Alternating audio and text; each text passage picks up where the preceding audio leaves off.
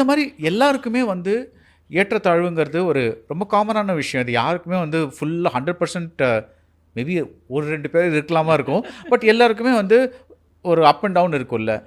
அது ஏன் அந்த அஞ்சானோட ஒரு தோல்வி மட்டும் அப்படி உங்கள பாதிச்சுது? ஆம், தொடர் வெற்றி கூட இருக்குல்ல சார். ஆ. வெளியில இருந்து பார்க்குறவங்களுக்கு அந்த நேரத்தில் என்னுடைய வெற்றி கூட கிடையாது. என் கம்பெனியில் அந்த நேரத்தில் திருப்பதி பிரதர்ஸ் ஆ. எந்த படம் எடுத்தாலும் கோலி சோடா, மஞ்சப்பை, சதுரங்க வேட்டை, கும்கி, வலக்கியன் ஒரு பெருசாகிட்டே போகுது. நாங்களே எதிர்பார்க்கல. அப்படி ஆகுது. எங்களை தாண்டி பெருசாகுது திருப்பதி பிரதர்ஸுங்கிற அந்த இது. அந்த காலகட்டத்தில் நம்ம படம் அதுக்கு முன்னாடி வந்த பையா, வேட்டை, நானும் ஹிட்டில் தான் இருக்கேன். ம். ஒரு கண்ணுக்கு தெரியாத ஒரு பொறாமை இருக்கும் சார். அது காரணமே இருக்காது. அது ரீசனே இண்டஸ்ட்ரியில். இண்டஸ்ட்ரியில் ஆ. இண்டஸ்ட்ரியில் எல்லாரும் கிடையாது. குறிப்பிட்ட பேர், கொஞ்சம் பேருக்கு, வெளியில் உள்ளவங்களுக்கும் இருக்கும். அது தவிர்க்கவே முடியாது. அது வந்து அது ஏதோ ஆதியிலேருந்து மனம்னு நினைக்கலாம். அப்படி இருக்கேன். உதாரணத்துக்கு சின்ன வயசில் எங்கள் பெரிய அண்ணன் கபடி விளையாடும்போது சம்மந்தமே எல்லாம் சுற்றியெல்லாம் உட்காந்துருப்பாங்க. எங்கள் அண்ணனை பிடிக்கவே முடியாது நிஜமாக. எப்படி தப்பிச்சு வந்துடுவார்.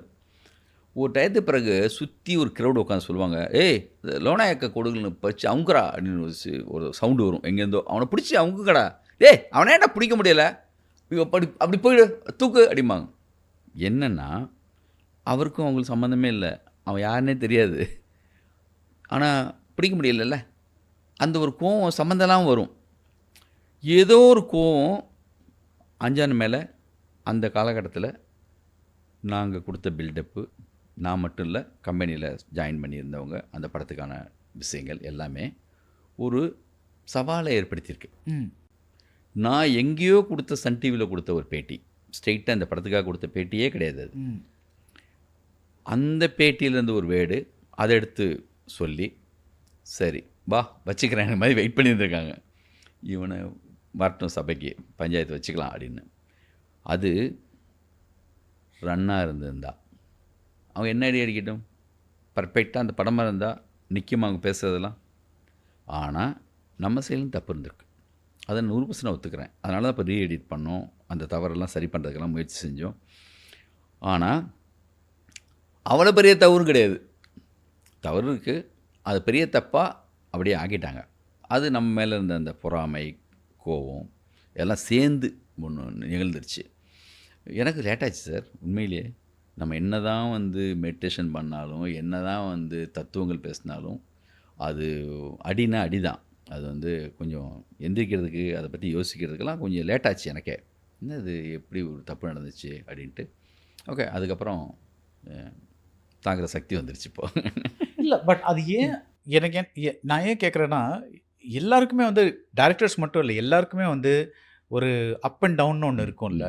ஸோ நம்ம வந்து முதல் வாட்டி தோல்வி சந்திக்கிறப்போ சரி ஓகே, அது வந்து என்னடா அது நம்ம ஆனந்தம் கொடுத்துட்டோம், ரன்னு கொடுத்துட்டோம், ஓ இது சரியாக போகல அப்படின்னு அதுவும் எனக்கு புரியுது. ஆனால் அந்த தோல்விக்கு அப்புறமா நீங்கள் ஹிட்டு கொடுத்துருக்கீங்க. இப்போ கேஜிஎஃப் மாதிரி ஒரு ஹீரோ அதுக்கு முன்னாடி இப்படி வந்ததே இல்லை. ஆனால் கன்னடத்தில் மட்டும் இல்லை, அது 3வது படமாக 4வது படமாக தான். ஆனால் தமிழில் இங்கே வந்து அந்த ஹீரோவை அப்படி ஒத்துக்கிறாங்களே எப்படி, பயங்கர ஷாக் சார். ஒரு சில படங்கள் வந்து அது வந்து பேர், அது வந்து எப்பயாவது ஒரு மேஜிக். அது அவ்வளோ பெரிய ஹீரோயிசத்தை எப்படி ஒத்துக்க முடியும்னு எனக்கு தெரில. ஆனால் அதையும் தாண்டி சார், ஒருவேளை அஞ்சான் மேடி நான் நம்புகிறேன், என் படத்தில் என்னுடைய கேரக்டர் ஓடி போய் சட்டை க்ளோஸ் பண்ணிட்டு அடிக்குதுன்னா அடிக்குது. செகண்ட் ஃபைட் ஒன்று, செகண்ட் ஹாஃபில் ஒரு ஃபைட்டு வருது, கத்தியை ஓப்போ எடுத்துகிட்டு பஸ்ஸில் வச்சு நின்று ஒரு ஹீரோயிசம் இருக்கும் சார். நீங்கள் பார்த்தா தெரியும். நல்ல ஓடுற படத்தில் அவ்வளோ ஒரு ஹீரோயிசம் பண்ணால் சரியாக இருந்துச்சுன்னா பேசாமல் அப்சர்வ் பண்ணி போயிடுவான். ஒருத்தனை அடிக்க மாட்டார், கடைசியாக ஒருத்தன் அப்படி வருவான், ஊதுவார் சார், அவன் கண்ணாடி விழுந்து அப்படி போவான். இது யார் பண்ணுவா? ரஜினி சார் பண்ணும். அப்படி ஊதுனா போய் விழுறான்னு. இது எங்கே நிற்கிது? ஃபர்ஸ்ட் ஹாஃபில் இவன் ஓடுவான்னு பார்த்தா அடித்தார்ல, அங்கே ஏற்றுக்கிட்டான். செகண்ட் ஹாஃபில் கொஞ்சம் பேர் வந்தப்போ தம் நடந்து போனப்போ ஒரு அருவா எடுத்து வச்சுட்டு அடிக்கும்போது ஏய் வாடா வாடா அப்படின்னு அவனாலாம் ஏற்றுக்கிட்டான். முதல்ல அந்த படத்தில் அவனாலாம் ஒத்துக்கணும், அதை ஒத்துக்க வைக்கணும். நம்ம அந்த ஒத்துக்க வச்சு வச்சு வச்சு வச்சு மிக சரியான இடம் வந்து கார்னர் பண்ணி அந்த போய் அப்படி திரும்பும்போது கரெக்டாக. இல்லைன்னா சார் விஷால் மாதிரி ஒருத்தரை வந்து நான் வந்து தாளம் போடுற ஃபைட் எடுக்க முடியுமா சார்? சீக்வன்ஸிலாக அந்த மூடு இருக்குது, பண்ணிடலான்னு நம்பிக்கையில் தான் நம்ம பண்ணுறோம். ஒன்னொன்னையுமா இந்த மாதிரி நம்பி தான் செய்கிறோம். அங்கே அது நிற்கிது. தாளம் போடுற ஃபைட் யாருக்கு சார் பண்ணணும்? விஜய் சாருக்கு பண்ணும்.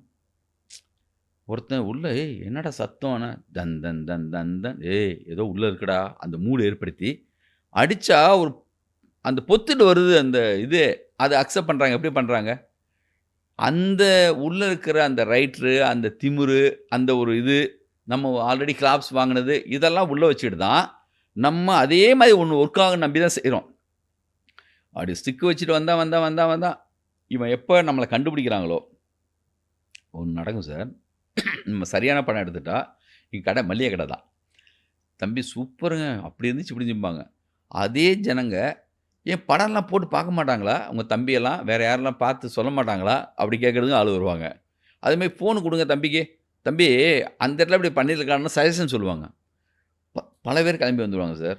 நம்ம அவங்க கண்ணில் தப்பாக காட்டாத வரைக்கும், சரியாக இருக்கிற வரைக்கும் தான் நம்ம மேலே அந்த மரியாதை இருக்கும். அது எவ்வளோ பெரிய ஹீரோவாக இருந்தாலும், எவ்வளோ பெரிய டேரக்டராக இருந்தாலும், அதுக்கு முன்னாடி எவ்வளோ நிரூபிச்சிருந்தாலும், அந்த மரியாதையெல்லாம் வச்சுட்டா கொஞ்சம் குறைச்சி சொல்லுவோம், கொஞ்சோண்டு பேசுவோம்.